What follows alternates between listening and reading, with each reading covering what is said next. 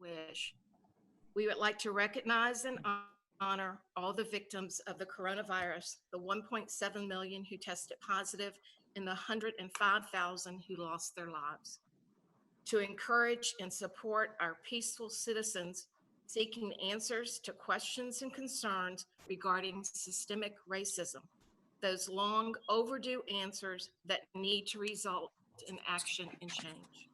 Finally, to reflect on the needs of our children, all of them, and that we as an LCS community all accept the challenges and responsibilities that we need to do to help them be safe, to help them stay healthy, to help them gain wisdom, and to help them feel loved. And we'll have a moment of silence.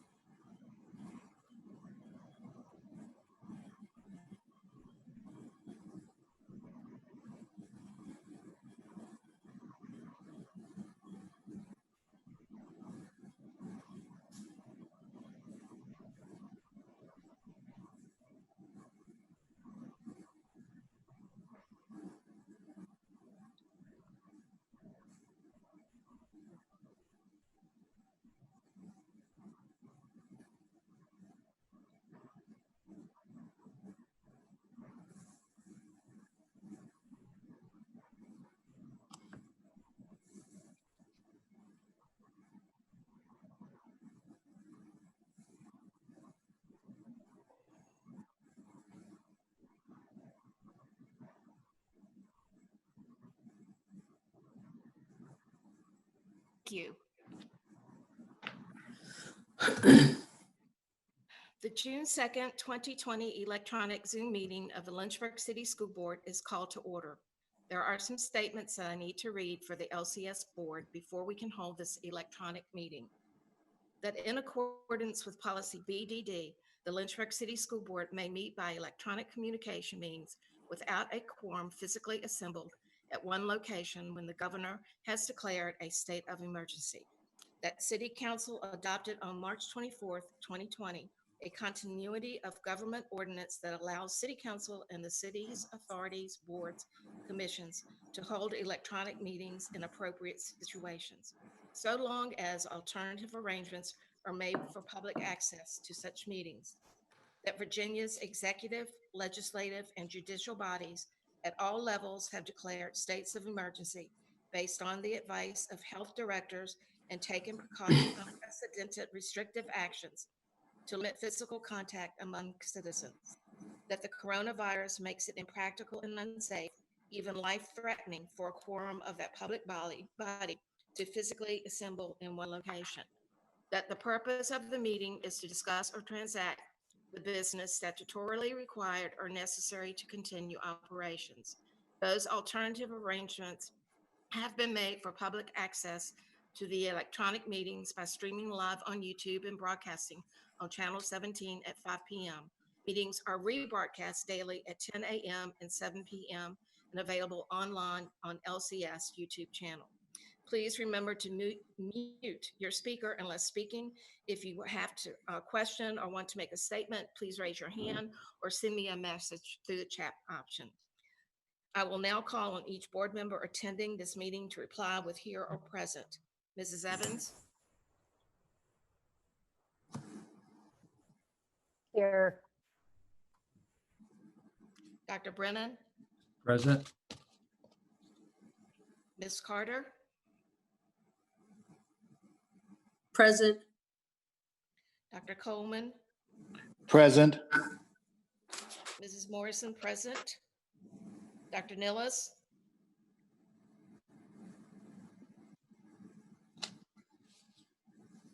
I'm here. Dr. Sinat? Present. Mr. Harvey? Present. Dr. Gupta? Present. We also have with us tonight our high school student representatives, Christopher Murata from Easy Glass.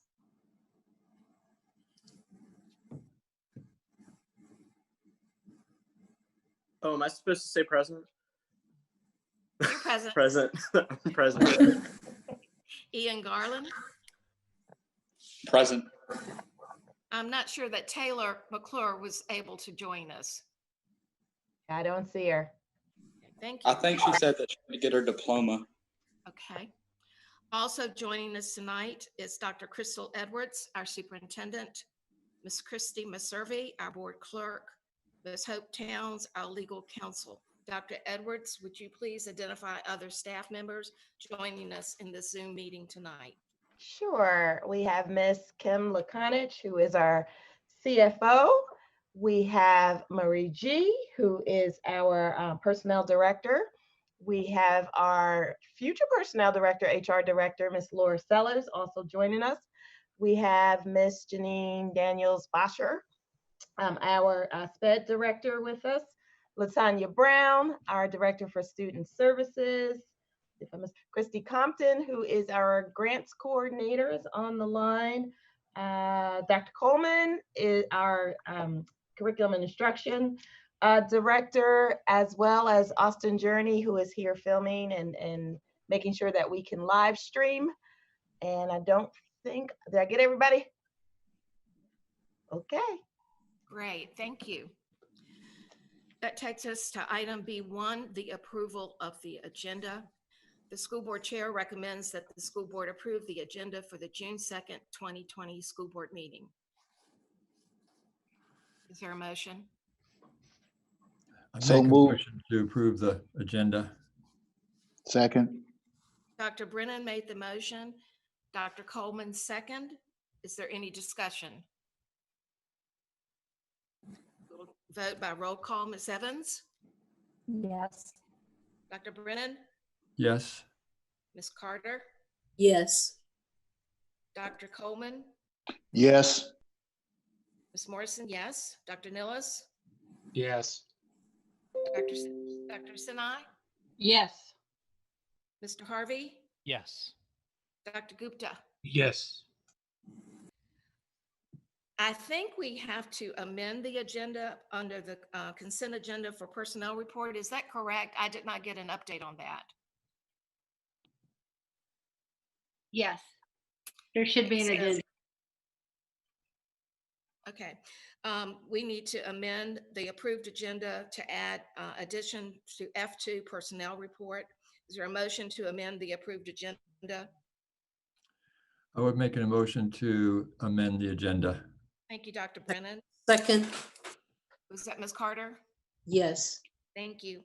Second by Ms. Carter. Any discussion? Right now for the vote, Ms. Evans, Yes. Dr. Brennan, Yes. Ms. Carter, Yes. Dr. Coleman, Yes. Ms. Morrison, yes. Dr. Nillis, Yes. Dr. Sinai, Yes. Mr. Harvey, Yes. Dr. Gupta. Yes. Thank you. This now takes us to C, public comments. In accordance with policy BDDH, public participation, the school board welcomes requests and comments as established in the guidelines within that policy and as modified to comply with the governor's state of emergency. Persons or groups wishing to address the school board may do so by choosing one of the following.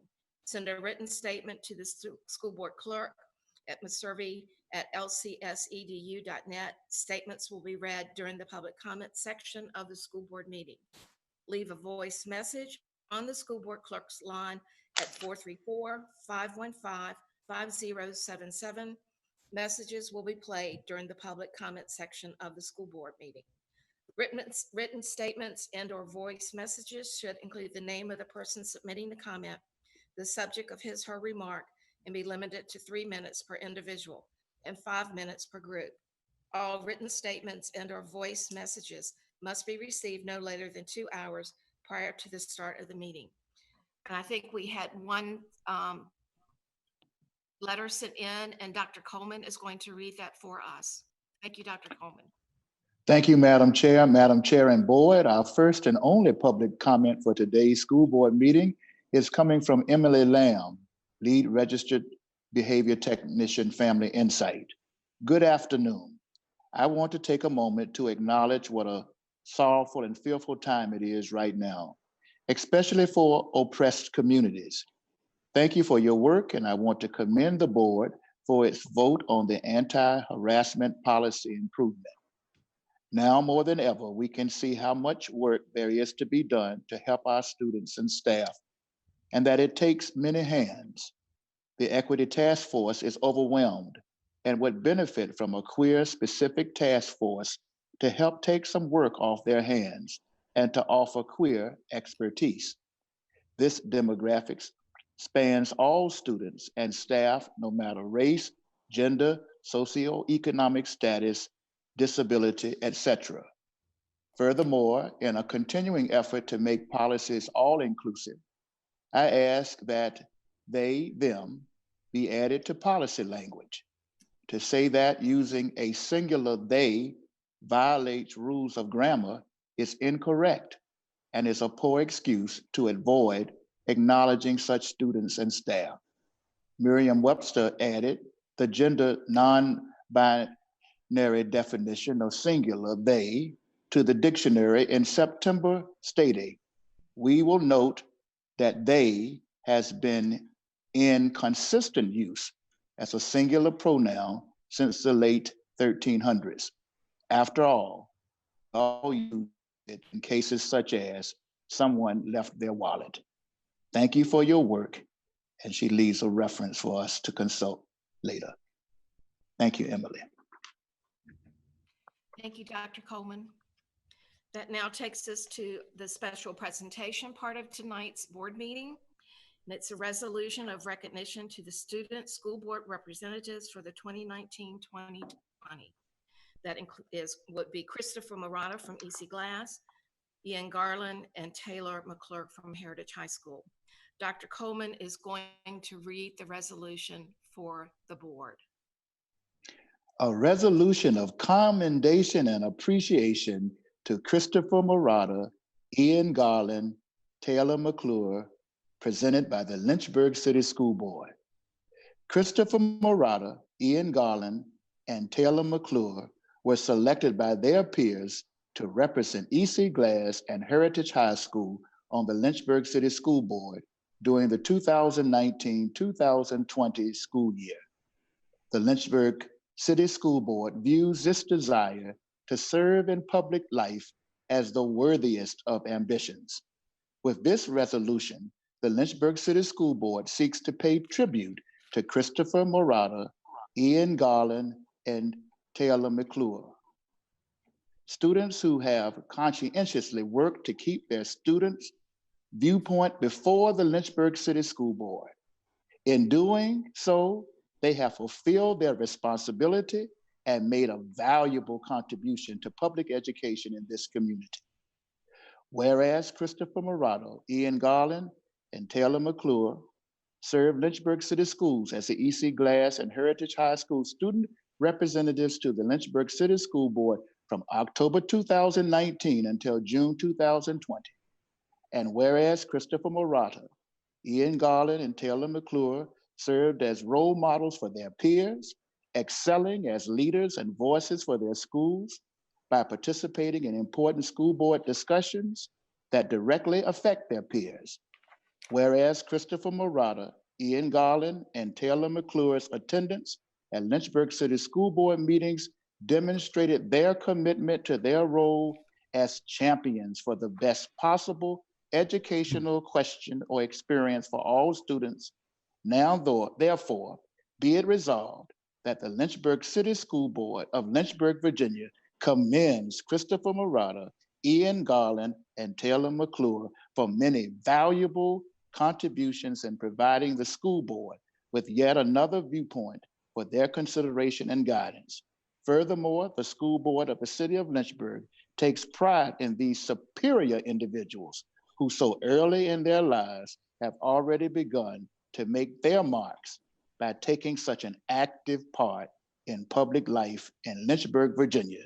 The Lynchburg City School Board congratulates you.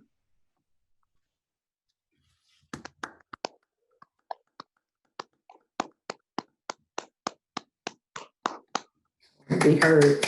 Make sure. Gotta make sure, I had to turn the mute off. We're all right. standing too. All right, Madam Chair.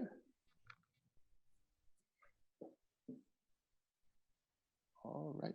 Well, while we're waiting, give them another great big Yes. this is wonderful. So proud of both of you. All are Awesome. outstanding young people. Outstanding. Oh, sorry, I was on mute. That's all right. There are a lot of buttons with this thing.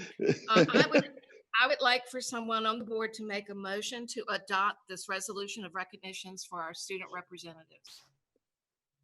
I move to adopt the resolution for our student representatives. And I second the motion. Thank you, Dr. Nilles, and thank you, Dr. Gupta.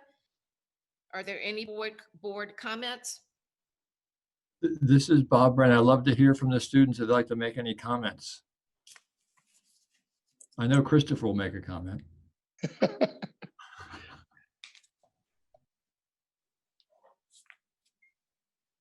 I just wanted to say thank you for the opportunity. This was really cool for me to do. I've been watching school board meetings since I was like in middle school, so being able to actually be a part of that was really awesome for me for the last year, and I've had a lot of fun with it. So, thank you. Thank you. Thank you. Can I say something, ma'am? Yes, Let Dr. Ian Gupta. speak. This is, I think you'll be role models for the future's student school board members, because you have stuck through some of the very long meetings without leaving the room. So That's right. it was extraordinary, unusual, outlier observation. I hope that's not an anomaly. It stays there for the years to come. So thank you for your year-long service to the school board, the school system. Thank you. Hey, Ian wants to say something. Yeah, thank you guys for the opportunity as well. I really did enjoy it. I got to hear all of the insight from the community, and then also got to hear a lot of what you guys do. I thought it was really amazing. Oh, Thank you. wow. Thank you. Dr. Nilles, you said you wanted to make a comment?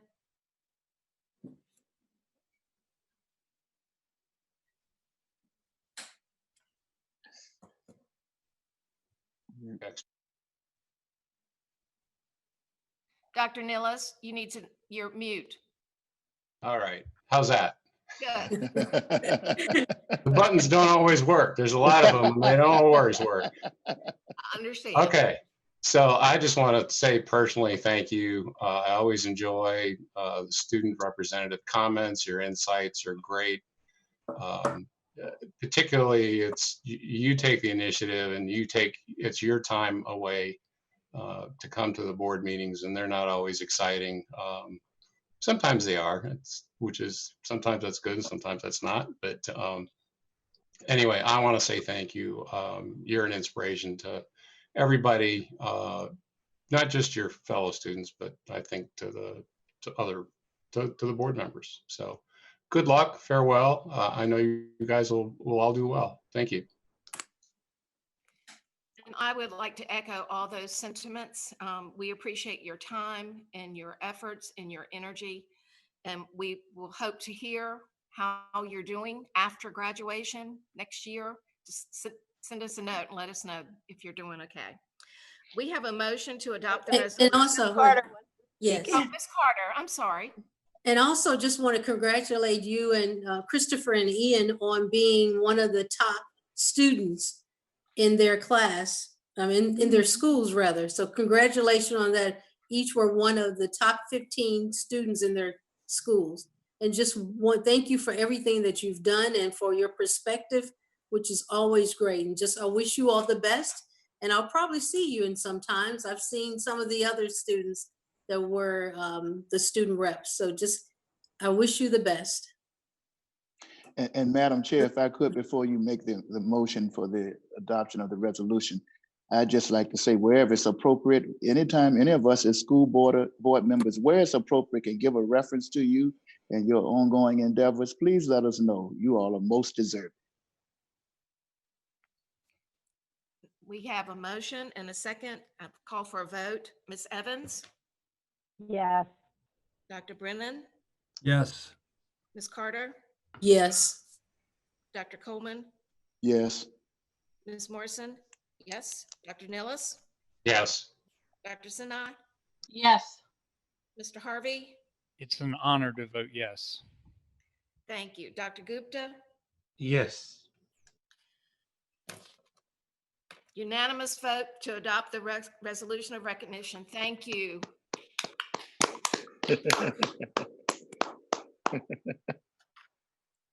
That now takes us to E1, the financial report for April. Dr. Edwards.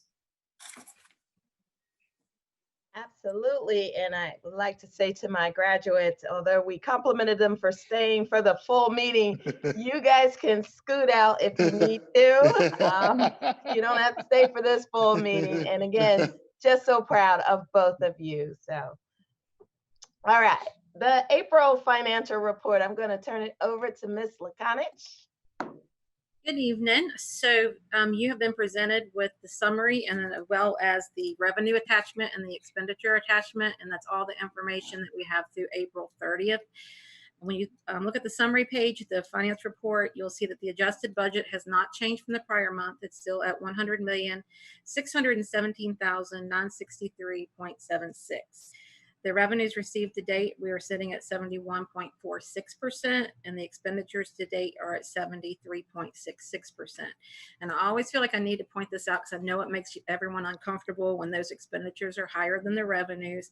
So I just want to always pass on that comfort level.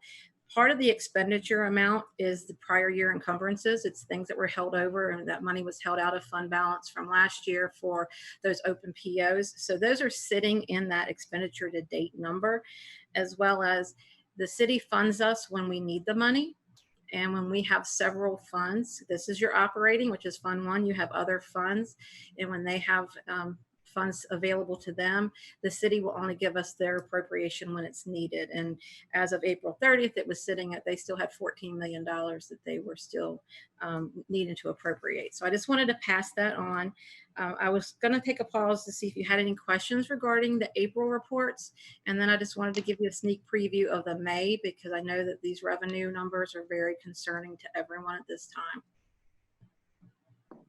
Dr. Gupta has a question. Ms. Lakonich, going back to the revenue side, that fund balance transfer of 990,000, where is it coming from? That was the fund balance return that City Council approved. And those were the items we had taken a few meetings months ago where we had given you an item. You all passed it and then the city approved it. Those were those things like the EC glass lockers. It was a listing of things, and then we updated the board on where we were with those expenditures. So this is a money coming in for like a CIP type projects? No, sir. CIP stays with the city, but there were one-time purchases that went through the board, and then it went to the city council from our prior year fund balance to ask for that to come back for those one-time purchases. And what is the addition of insurance proceeds? Where is this 24,000 coming?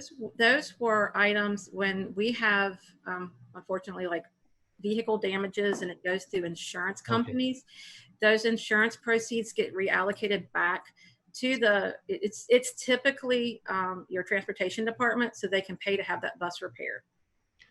And my last question, this health insurance thing is for the month of April or month of May? This is for the month of April. April. Yes, and I did. How's month of May looking? Have you looked at those? I have. I was going to give you that update as well when I do the May numbers, but since you've asked, so I'll go ahead with the April 1st. So we started out with $629,000 and some change in that payable.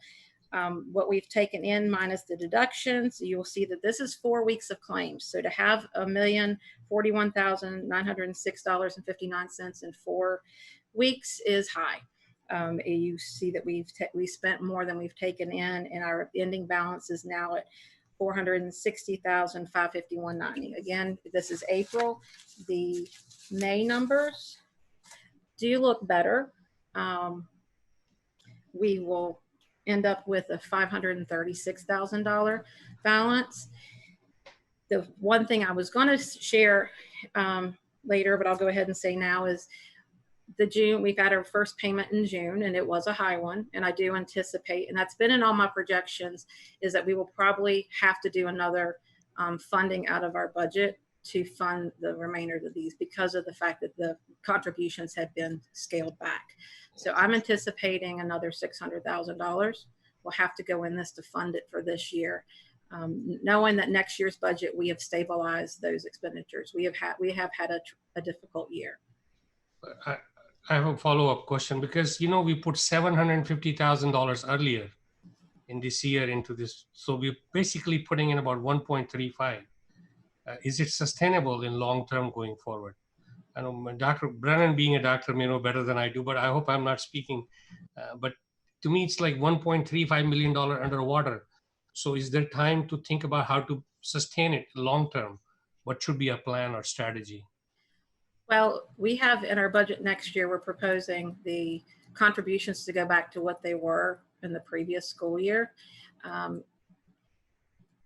With that year, with the claims in that year, we had a surplus. Part of that large fund balance that went back to the city, that $5 million, 1.3 of it was health insurance true ups. So, you know, you really just don't know. You have good years, you have bad years. That's why we really try to fund it and keep that reserve at the city for when you have those bad years. And that was one of the things that we were trying to just be very forthcoming with, is when the state gave us $2.5 million more in next year's budget, and we have to absorb the VRS rate increase, we also have to fund these claims. So over $1 million of that is going straight to health insurance to assist with next year, so that we're not seeing such a deficit in that payable. If we have a good claim year, you are going to see it could be a completely different story. I will say that this year, while it's a lot worse than the year before, if you look at the year before that, it's been a very trying year, and usually it drops off, and you'll see a decrease for a couple years. So we're just going to keep monitoring it, but it is a very good question, and we do have we have a consultant that we share with the city, and he will give us guidance on rates and as such. Ms. Lukovich, I wish that I had an answer as a physician, but I'm not very good at the insurance side of things. But as far as these numbers, could you actually give us what the numbers are for the total additions and the total deductions for May? And we've talked before about, and you just referred to this, but when we looked at average per month for previous years, as you said, 2 years ago was a more reasonable year, and I think it was closer to what we're doing now. Last year was much lower, was an unusual year. Is it worth having those average months for the previous 2 years for us to look at, and a running average for the current year, so we can have a little better sense of that? And then the last question is, do you predict then that the money that we are asking or having that we add to the budget for next year will be adequate to cover our costs if they are similar to this year? The first question, I'm trying to keep them in order, I'm sorry. The additions for May were $844,374.56. The payments out, the claims were $768,887.22. Okay. We're monitoring June. June actually, the one payment we had in June was sort of an anomaly because it was a very large claim that was from the beginning of 2020. It was just a delay. So it wasn't on anybody's radar. It wasn't on the consultant's radar that it was out there. So we are going to monitor this Thursday's bill to see if it is just a one-time thing and if it levels off. Your second question, yes, we can, I have the historic data for many years, but I can add that to this report just to give you some comparison. I'll play with it and see it, and just give me your ideas on if it's not what you're needing, because I can get that to you. The third comes to that crystal ball that I would love to have to know. I will say that I would not be comfortable for us not to make that adjustment. Sure. I cannot say it's going to be enough. We would be able to monitor that and see how that goes. Historically, once you have that high year and you're stressed out, the next year it seems to just go completely the opposite way.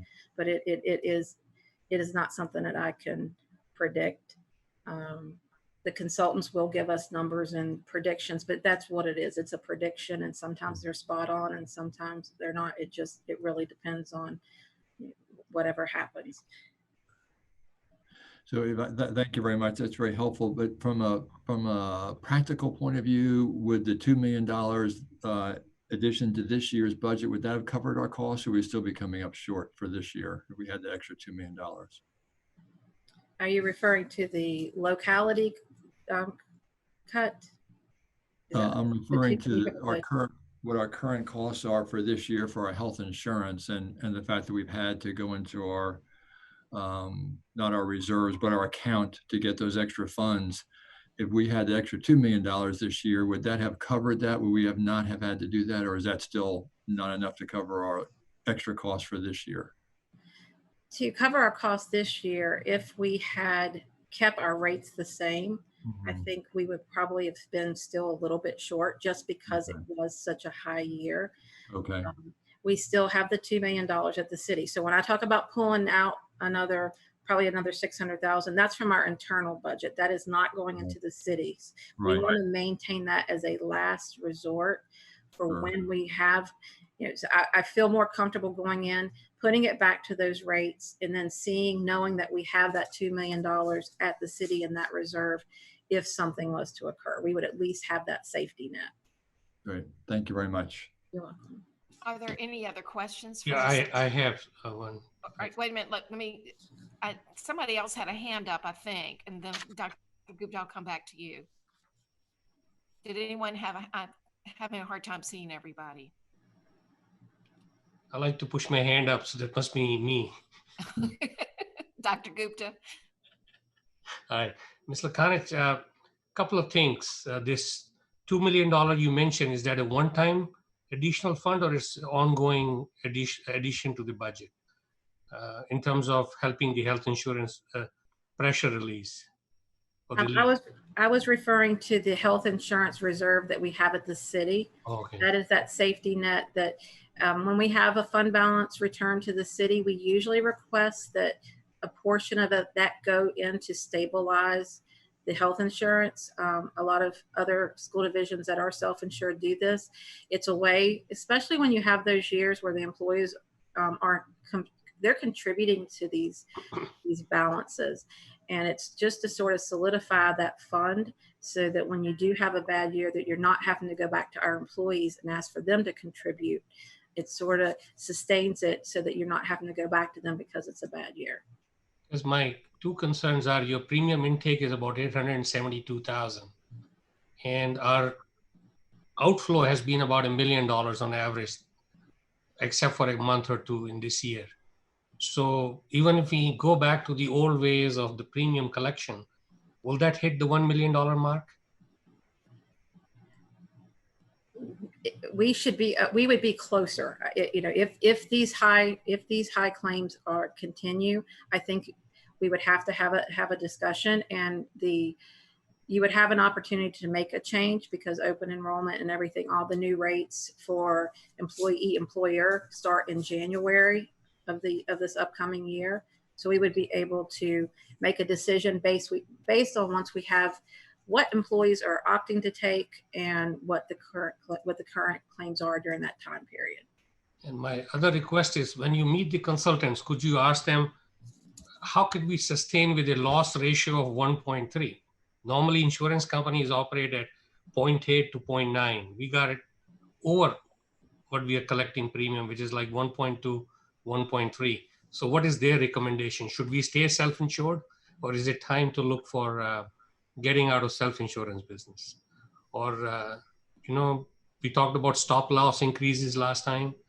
Correct. Although the premium was very high. So what could be our plan going forward to keep us afloat? I will definitely talk to him about those questions. We have discussed, I've told the board, how stressful it is not knowing that one, that's a big ticket item that is such an uncertainty. Before I got into this position, if we could become fully insured, it would just be easier. But what I have been told time and time again is it actually saves us money, and it is a good thing. So I will go back around again, though. And the second question will be the consortium. I know I mentioned it before in finance, but. Okay. And the only other thing, if we're finished with health insurance, I just wanted to give everyone an update. We had talked about the May sales tax receipts because that was for March. And, while it was lower, we had been trending around 10 to 13% higher than what we had received in the months for that prior year. So we only received 4.6% more in sales tax for May than what we had received in May of 2019. So it was a decrease. It was not significant, which was definitely a relief.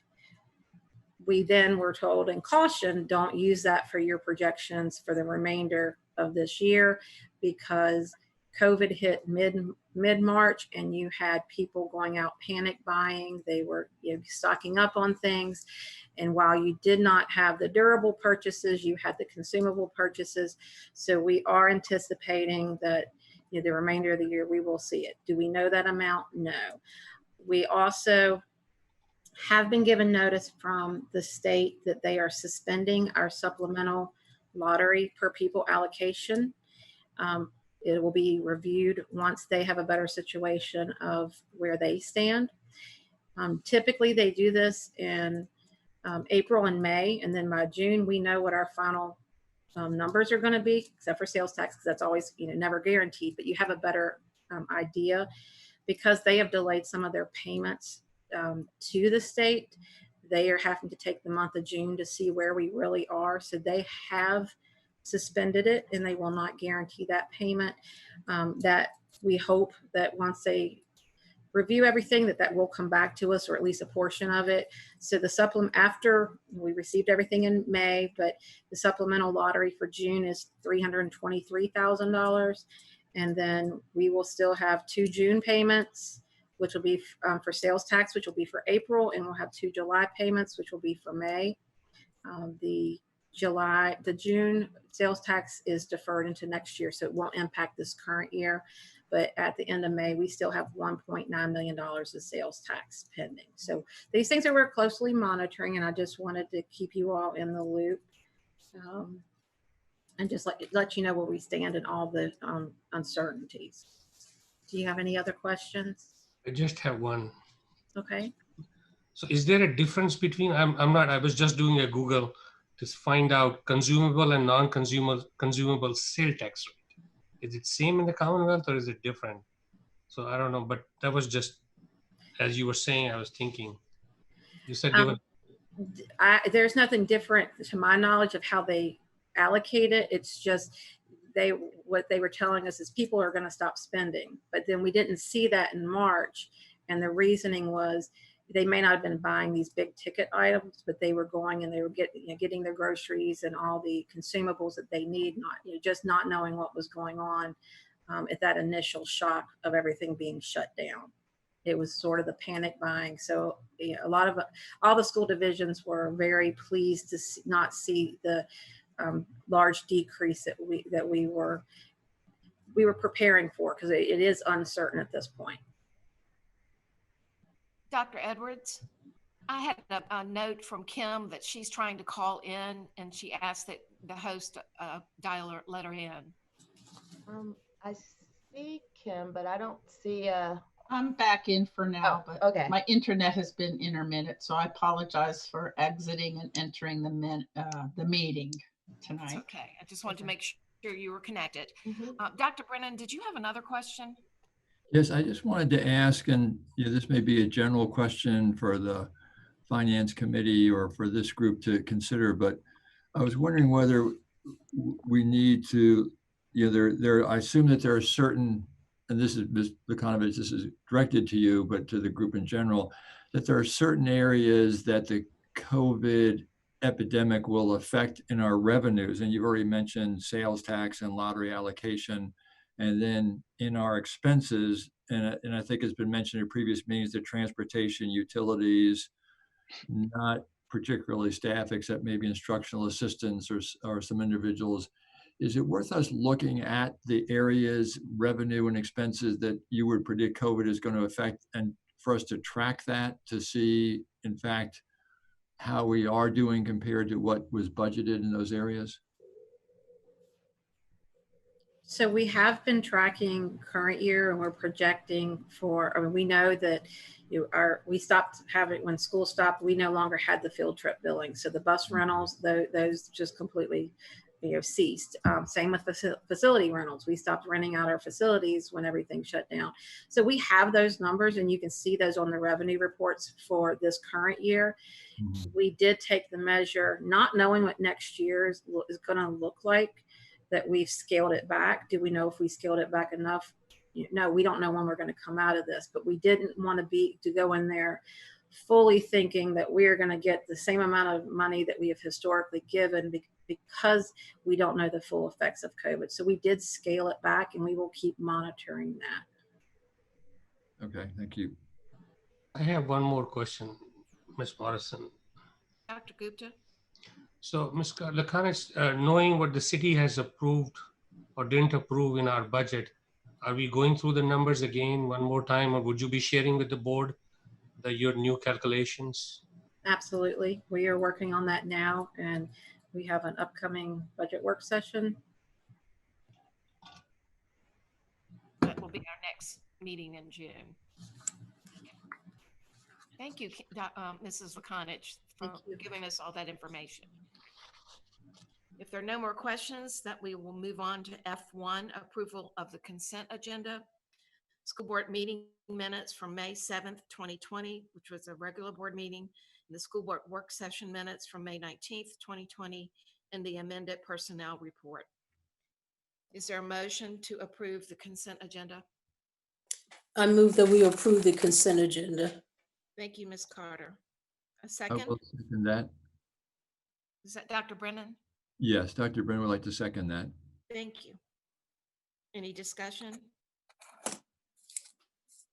Roll call vote. Ms. Evans? Yeah. Dr. Brennan? Yes. Ms. Carter? Yes. Dr. Coleman? Yes. Ms. Morrison, yes. Dr. Nillis? Yes. Dr. Sinai? Yes. Mr. Harvey? Yes. Dr. Gupta? Yes. Thank you. We now move on to G, unfinished business. Dr. Edwards, this deals with policies that we discussed at our last board meeting. This item is up for approval tonight. Yes, and these are the instruction and program policies for second review. And I will turn it over to you all for any questions that you may have for Dr. Coleman.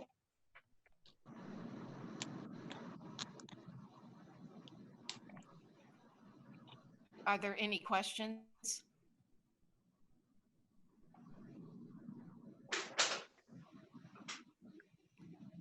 Ms. Morrison, can I make a motion? Yes, Dr. Brennan. I think these policies were discussed in great detail at our last meeting, including the policy for removal of student from class and admission of non-public students for part-time activity. And I think Dr. Coleman did a great job of answering those questions. I'd like to make a motion that we vote in favor of passing these policies. I'll second that motion. And Madam Chair, I do have one question. Yes, Dr. Coleman. I just want to make sure from Latanya, if she's still on, whether or not she feels we've adequately reviewed all of these appropriately. Yes, sir, Dr. Coleman. I reviewed them again and looked at them with Dr. Coleman and discussed a little bit with him earlier today. So yes, sir, I am ready for them to move forward. Okay, thank you. Any further questions or discussion? Yeah, I have one question. Dr. Gupta? So Ms. Brown, keeping in light of this online classes we are offering So I'm assuming legally, or Ms. Towns can answer it, the class means class, whether online or physically in the school building. Dr. Coleman? Yes, I would assume that means that would mean whatever form the class is taking. So we don't need to modify or incorporate the word online in any of these policies for misconduct or. I don't believe so. And the policies that were put forth are actually almost verbatim state code.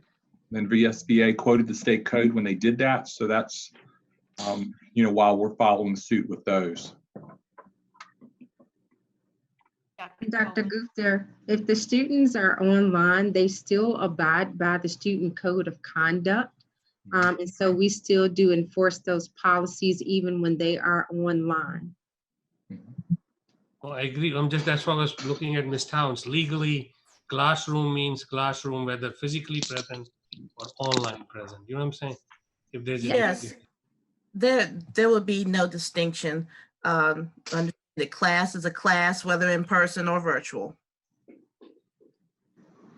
Thank you. We have a motion by Dr. Brennan and a second by Dr. Coleman. Are we ready to take a vote? Ms. Evans? Yes. Dr. Brennan? Yes. Ms. Carter? Yes. Dr. Coleman? Yes.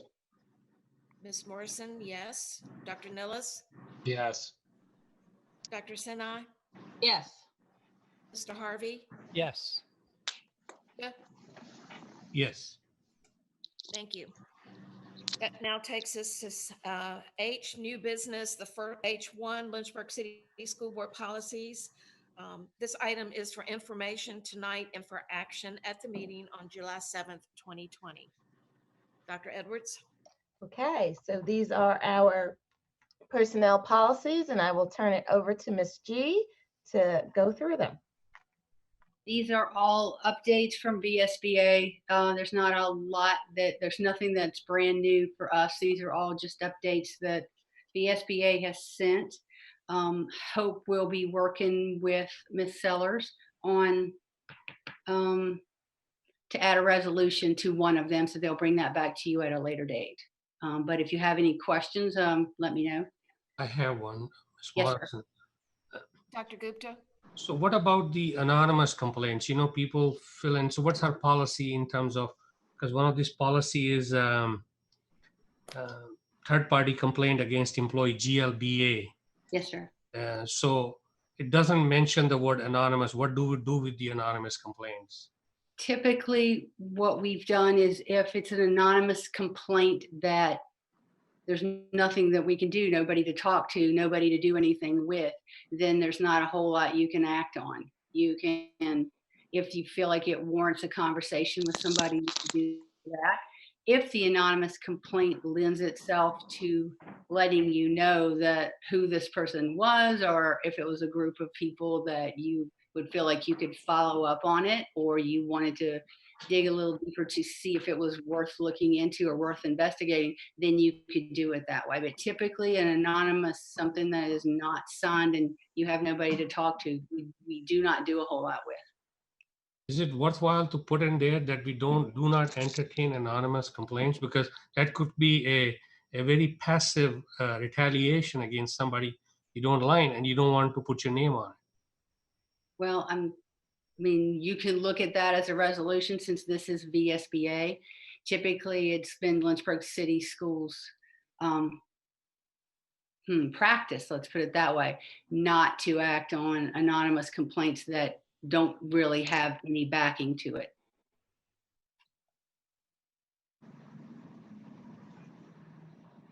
Any additional questions?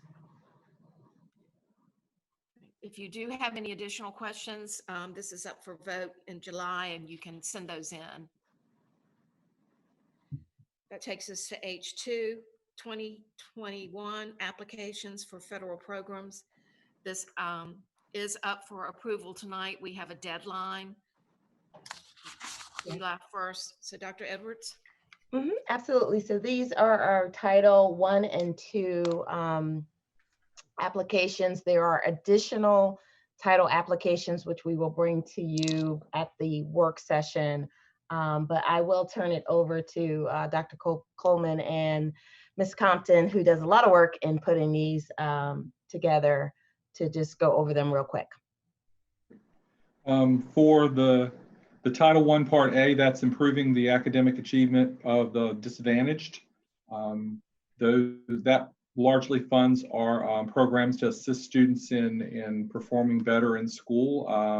There is largely positions that are there in our Title I school-wide programs, whether they be the elementary instructional coaches, literacy teachers, math coaches, stream teachers. There are some instructional assistants that are funded through that as well. Also homeless liaison, division social worker, and division case manager. It's a group of folks that actually do the work that support our kids and support our teachers in providing that extra assistance that students need. Each school, of course, is required to have an improvement plan or a Title I plan that goes along with the level plan in supporting those students that need that assistance. It does also include a behavioral coach, a family engagement liaison. The parental family engagement activities are covered in that, as well as some professional development and some supplemental instructional materials with Title I Part A. The allocation for that is, of course, based on the estimate. For now, we won't have the true allocation until really the end of summer is when we'll get the final number from that, and would have to make any adjustments at that time. Title I Part D is prevention and intervention of programs for children who are neglected or delinquent or at risk. That one has some stipends for academic tutors that we've used in different places. It has family community support specialist, some mental health supports for students. There's some professional development that's included in that part with trauma-informed care, mental health, substance abuse focused. Resources also for the Lynchburg Youth Group Home and for the Empowerment Academy, helping some of our most needy students. The Title II Part A is the preparing and training and recruiting of highly qualified teachers and principals. So that's the grant that largely helps with providing that quality workforce that we need to prepare our students to enter the world when they finish with us. There are portions of some elementary instructional coaches in that. There's a science coach. There's some stipends there for the mentor work that needs to happen for teachers to help some of our new employees that come in. There's some funds there also to support the Orton Gillingham instruction that we're working with, some professional development with that, and there's also some equitable participation for private schools included in that one as well. That kind of in a nutshell is what's in all of those grants that are there, but the lion's share of that, of course, is paying our folks that actually provide the services. Questions?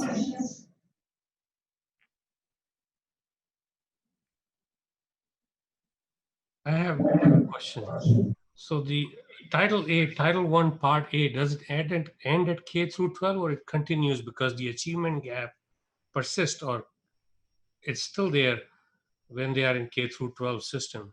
Right. Well, Title I Part A is, for us, the Title I schools in the division are our elementary schools. So it is for addressing the needs in those schools. All the Title I schools are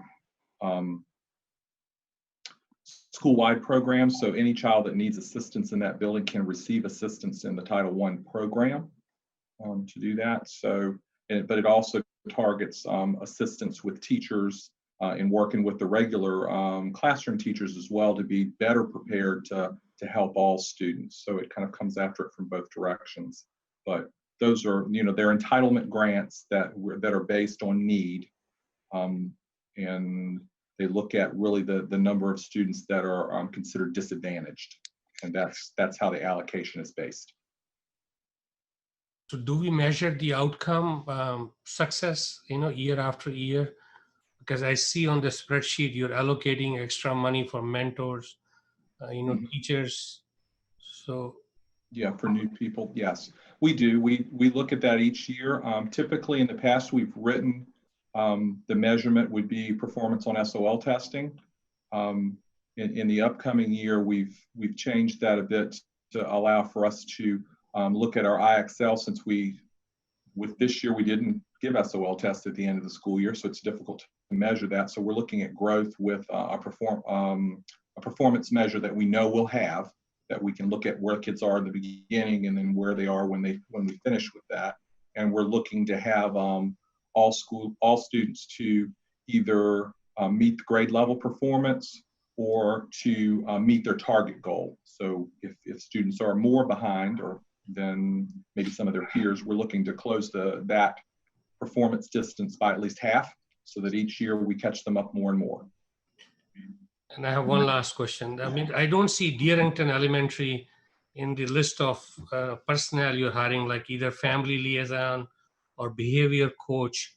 So is the reason for leaving that school out of that mix, or is based on the number of students enrolled? Because Deerington may have same needs as Perrymont and RS Payne.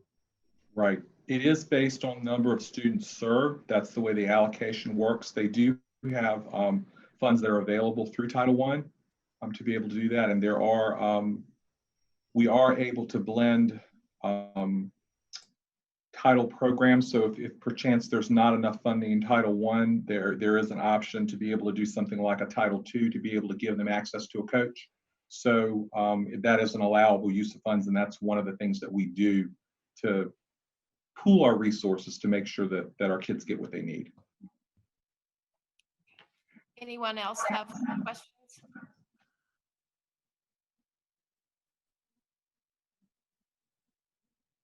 Can I make a motion to move, approve this? Or? Thank you, Dr. Gupta. Is there a second? Oh, second. This is Dr. Brennan. Dr. Brennan. Any more questions or discussions? I'll do a roll call vote. Mrs. Evans? Yeah. Dr. Brennan? Yes. Ms. Carter? yes. Dr. Coleman? Yes. Ms. Morrison? Yes. Dr. Nellis? Yes. Dr. Sinai?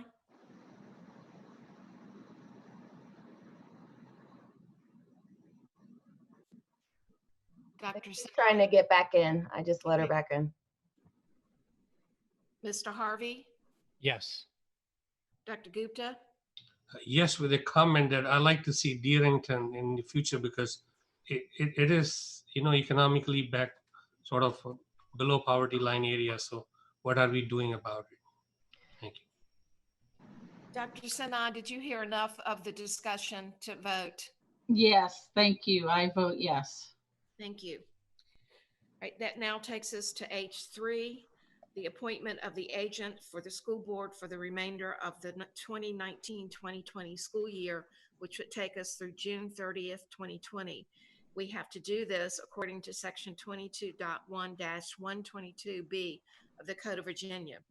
I recommend that the school board appoint Kimberly D. Laconage as the agent for the school board through June 30th, 2020.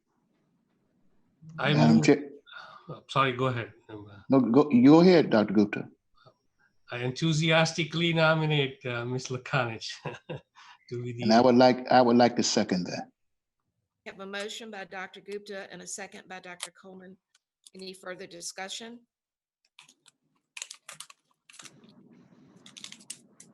I do have a question regarding the attached document for the appointment of agents. Has everyone taken a look at that document yet? Mm-hmm. Yes. Okay, because I had questions about specifically item C refers to school division being composed of a county may provide by resolution. The city of Lynchburg is actually a city entity. This might be a question for Ms. Towns if that phrasing of the document would still apply to us.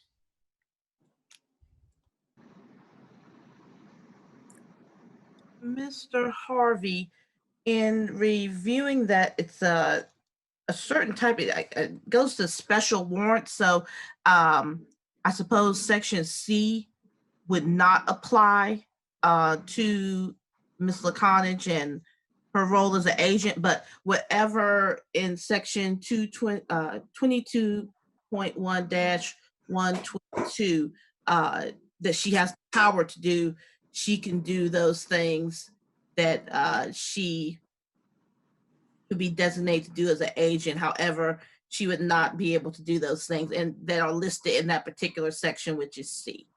But it wouldn't affect the ability to appoint her as an agent. Okay, thank you. I just wanted to clarify since it referred to a county. Right. Thank So you. so that particular section will be limited. Thank you, Mr. Harvey. I think we've had that question.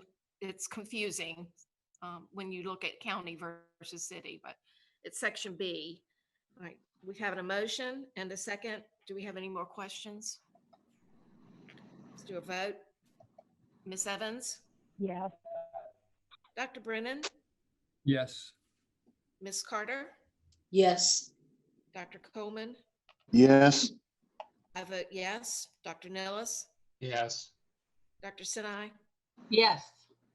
Mr. Harvey? Yes. Dr. Gupta? Yes. Thank you. All right, that now takes us to H4, appointment of the designee of the division superintendent for the remainder of the 2019-2020 school year until June 30th, 2020. I recommend that the school board appoint Kimberly D. Laconich as designee of the division superintendent for the remainder of the school year until June 30th, 2020. Any questions? I move, but I have a question. Well, why don't you ask your question? You're putting all these additional responsibilities on her. I hope you're compensating her for. No. Good point, Dr. Gupta. All right, did you make the motion? I did, unless Dr. Coleman wants. Second. Dr. Gupta made the motion. Ms. Carter made the second. Any further questions or discussion? Thank you. Let's take a vote. Ms. Evans? Yes. Dr. Brennan? Yes. Ms. Carter? Yes. Dr. Coleman? With my full support, yes. Ditto for Ms. Morrison. Yes. Dr. Nillis? Yes. Dr. Sinai?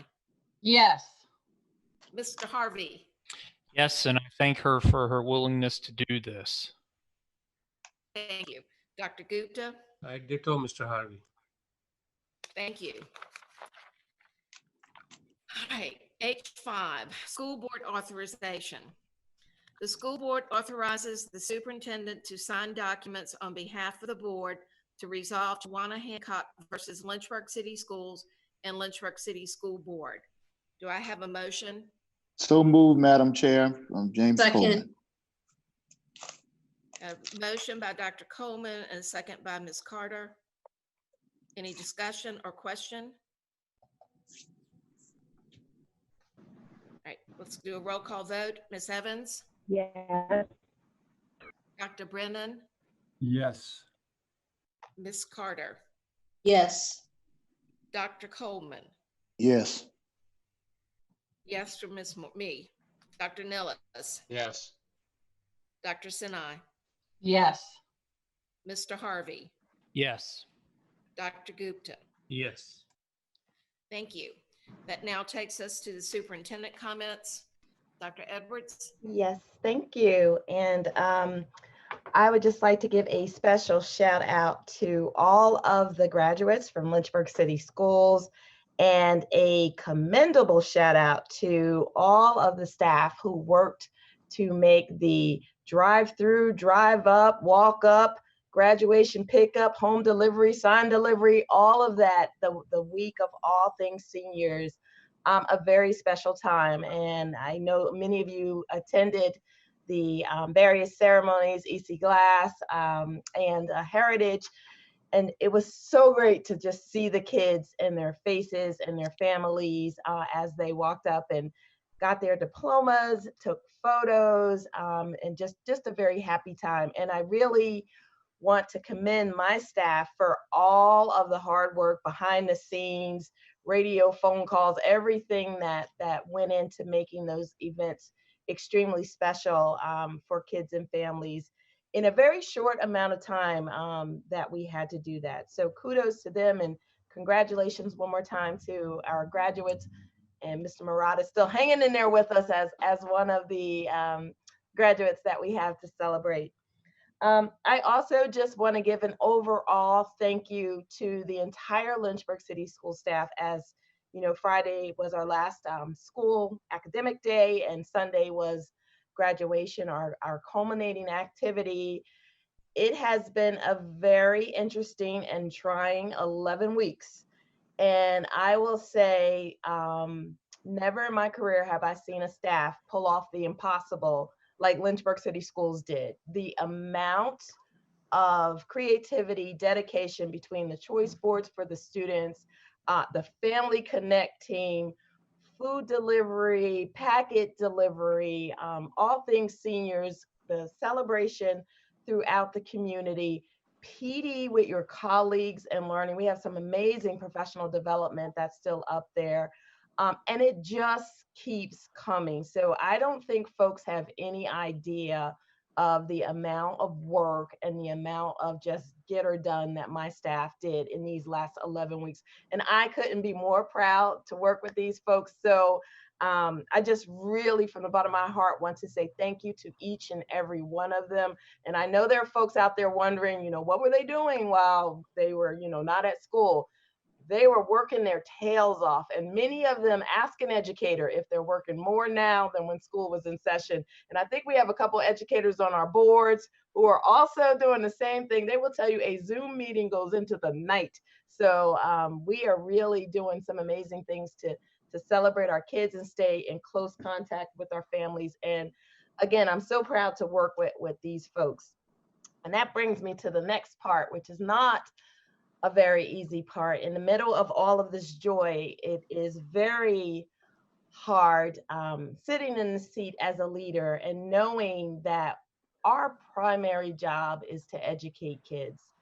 And I always look at my job as, no matter what I'm doing, no matter where I am, I'm a role model for a child. Some little kid is looking up at me saying, that's how we're supposed to do it. That's how we're supposed to handle conflict. That's how we're supposed to continue learning.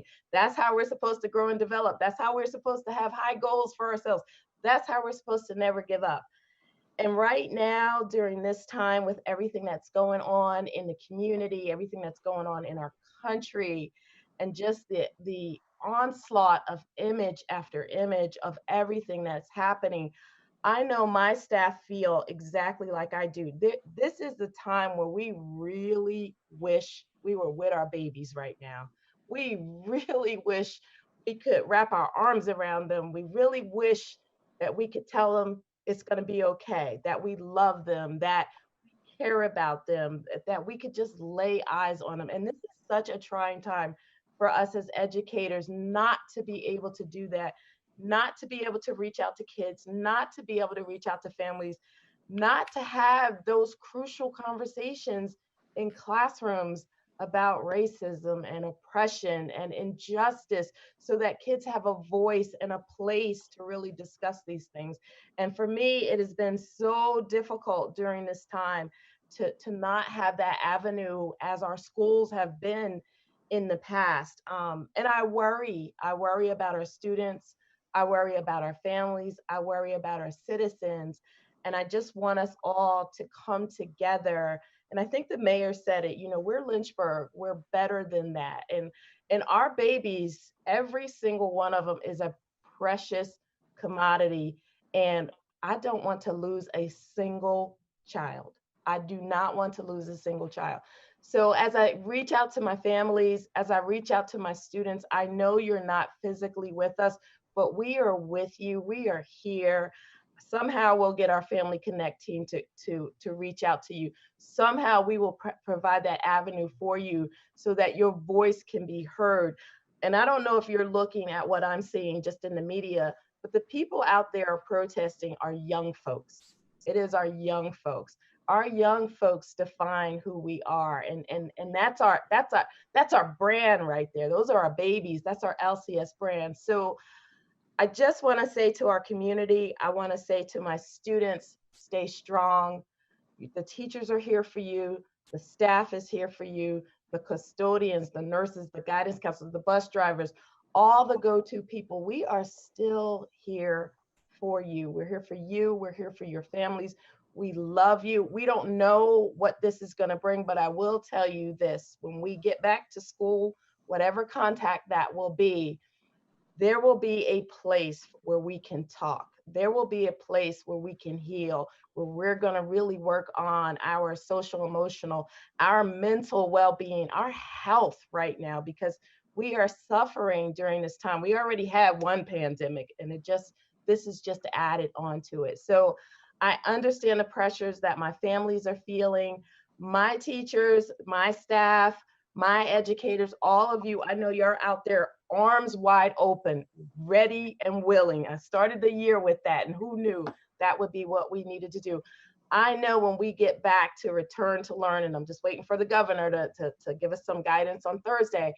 I know our number one priority, and yes, we talked about closing the achievement gap, Title I, SOL scores. Right now, my number one priority is the hearts and souls of my kids.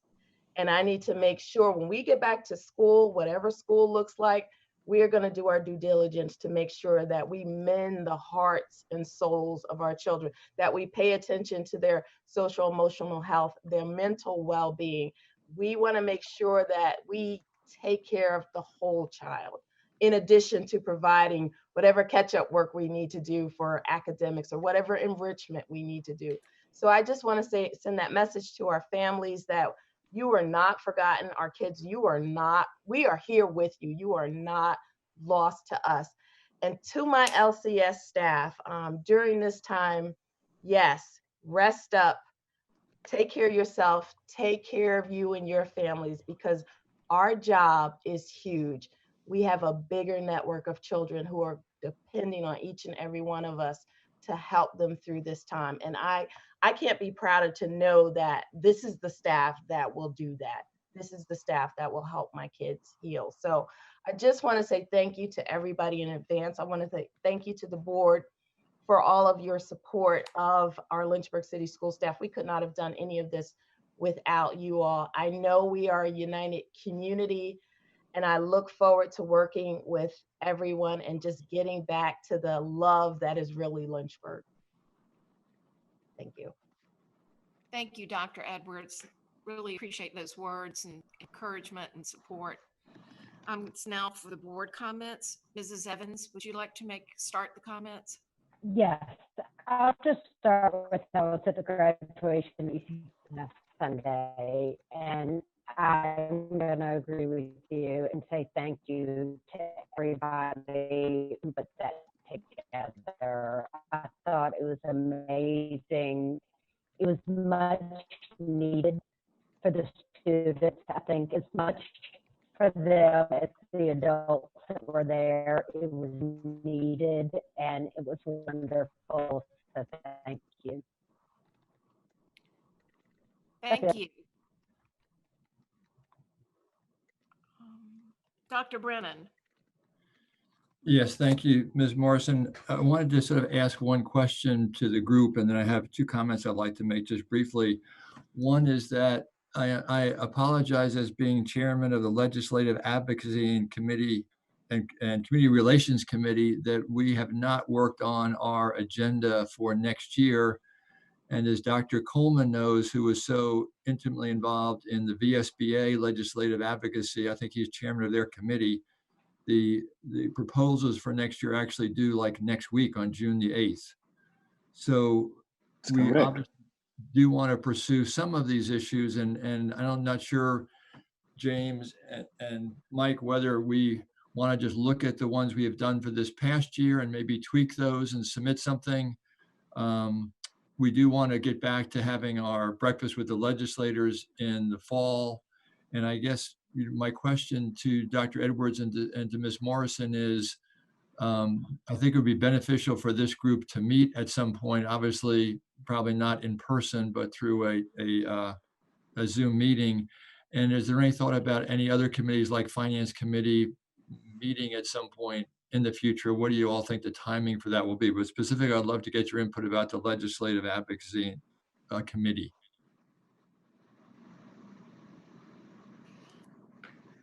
Hi. I'm not sure how we can do that in Zoom Excuse me. meetings. Hope?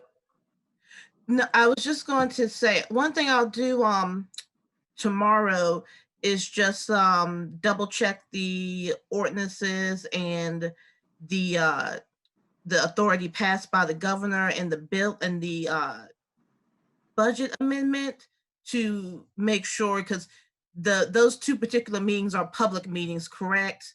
Finance and Correct. the legislative committee. Yes. So I'll just double check to make sure, because those are public meetings, to make sure that the legal authority is there, and I can get that to the chairman of those committees, and then maybe with Ms. Edwards, you all could figure out a schedule if that's appropriate. Yep, thanks, Hope. That would be appreciated. Okay.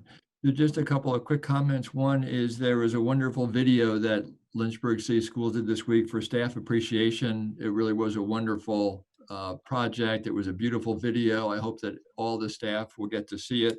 I was so impressed by how many employees we have who have been working for Lynchburg City Schools for 20, 25, 30 years. And I just want to point out that we actually have 3 employees who have worked for more than 40 years, which is Ruth Glaze at Heritage High School, Cynthia Hunter Booker at Blue Ridge Regional Jail, and Kia Oboth at Lincoln Elementary School. Been there for more than 40 years. It really is so impressive. And that was an impressive list of people who have worked for so long. And one more time, we've done it before, but I know we can't do it enough. We want to thank Mrs. G, who's listed as one of the retirees, for all her work that she's done. And then finally, I just want to close by thanking Dr. Edwards for her comments that she just made. And I just wanted to give a shout out to Dr. James Coleman, who obviously everyone knows is such a great member of our board, but has done such a wonderful job in the last several days of trying to help our community to pull together to address these issues.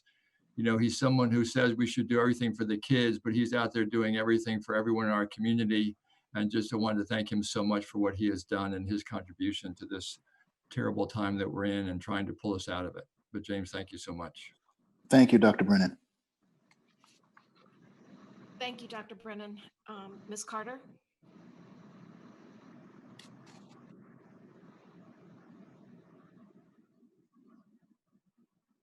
Ms. Carter? Yes. Okay. I too want to thank Dr. Edwards for her wonderful words of encouragement and just wisdom. And I too, when I see the news, I just know some of those have to be students from LCS, and just wish everyone just to peacefully, to protest in a peaceful manner, and also just to protect their safety while they're out there. And just to keep the focus on trying to resolve some issues and bring things to the table for a conversation. And also want to just say to Dr. Coleman, he was part of a webinar also with JT Kessler, and they talked about, or Dr. Coleman explained how LCS started our advocacy group, and also how we invited legislators to the breakfast. So it was a lot of people on the webinar, very well done. And Dr. Coleman did an awesome job. And also to our IT department, just for their wonderful job of making sure that we had the instruction for students, and that we did a great job with that, and something else. And that was great. That's all. Thank you. Dr. Nilles? Yeah, I want to thank Dr. Edwards too for her words of encouragement and support. The past weeks have really shown, I think, the character and mettle of the Lynchburg City staff. Been huge burdens placed on everybody. Basically, every day is different. And the IT and infrastructure and support kind of helps hold things together, and everybody just assumes it's going to work. It takes a lot. It takes a lot of time and effort and support and people and hardware. And Austin, I think, has probably done a great job with all the videos. We had the music instructor, professors, teachers, band leaders did an awesome job with the pomp and circumstance. That was fantastic. They did that on their own and put it together. And there's a lot of real shining moments in these past weeks of struggle. So thank you all. Thank you to the staff, all the staff everywhere, teachers, administrators. You have my support. Thank you. Madam Chair, Yes, Dr. Coleman. I want to thank you for your opening remarks. That moment of silence and your words were incredibly well put together, and thank you so much for that. And I also agree with Bell and anyone else who stated the robust activities for graduation. I really don't know what to say. I don't know if we can do a hybrid and a little bit of our formal way we do it and a lot more of what we've seen at both Glass and Heritage. I was just so proud to be there, and just to, as far as I'm concerned, it was far better than the graduation I participated in back in 1900, whenever that was. But thank you to all of you who put together. I'm very serious. I think all of us can agree, whether you had a chance to be there or not. It just was phenomenally done. And I heard many of the graduates say, this was really fun. I really enjoyed this. And look at Christopher saying that. I mean, it was really incredible. And lastly, to Dr. Brennan and to be Dr. Carter, mentioning about the advocacy. I think it is good that we try to do what we can before June the 8th. And we're on a short list. So far, we don't even have anything from Fairfax, and they've got paid people to do this. Culpeper, Prince William, and Virginia Beach, the only submissions so far, and they are all dealing with all of this technology stuff and making sure that we're COVID-19 protected. And so hopefully we'll have something, but if not, we've been doing a good job. Thank you. Dr. Sinai, did you have something? I do not. Everybody said kind of where I am. Thank you. Mr. Harvey? Thank you, Madam Chair. I also wanted to give a shout out to all the staff who did such a phenomenal job for the graduations at both EC Glass and at Heritage High School. It was so amazing to watch the teachers and the staff be so supportive of the students, even though you weren't in a full auditorium with hundreds of people. You felt like you were, because there were so many cheering voices and supporting hand claps and that a boys and way to go and high fives. And so it was a great experience to be a part of. Both Christopher and Ian did an excellent job this year. My hat's off to you guys. Congratulations on your graduation. As many of my fellow board members had said, we would be honored to be references for you in the future and whatever your endeavors might hold. So again, congratulations to both of you. I also wanted to just share with our community a word that just really seems to be sticking with me, and Dr. Coleman and I shared this yesterday, just the word empathy. To be able to empathize with one another, to seek to understand one another. We can disagree, and we can disagree with policies, and we can disagree with people, but we need to have compassion and empathy toward one another. We need to get to the root of our problems and figure out true solutions. I know when we have times like this, we all want to react and to act.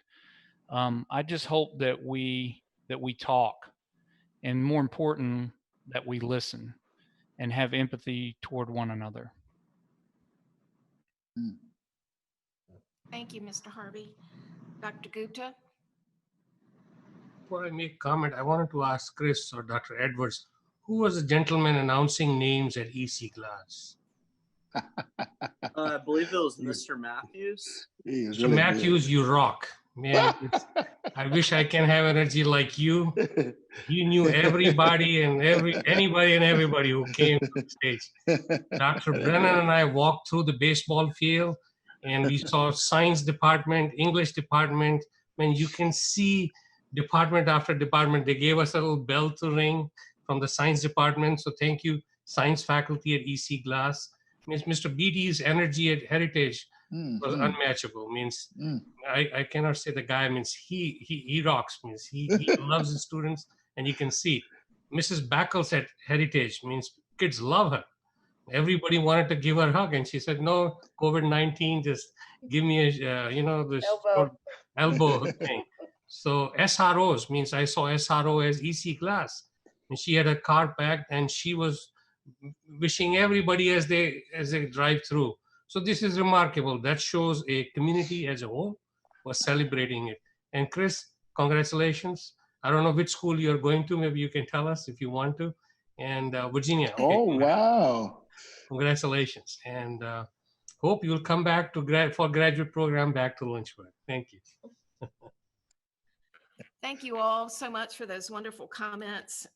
We have a lot to be thankful for, and we have a lot to be proud of, and we have a lot of work to do. I have to end with thanking all the essential frontline workers who have taken care of the LCS families by providing health, safety, nutrition, spiritual, and educational services during this pandemic. We will get through this. We will come out better on the other side. It is a privilege to work with this board and this LCS community. Stay safe and stay healthy. Our next meeting is scheduled for Tuesday, June 16th. It's a work session. Our next board meeting will be held July 7th, 2020 at 5 p.m. Good night. We are adjourned. Good night. Thank you.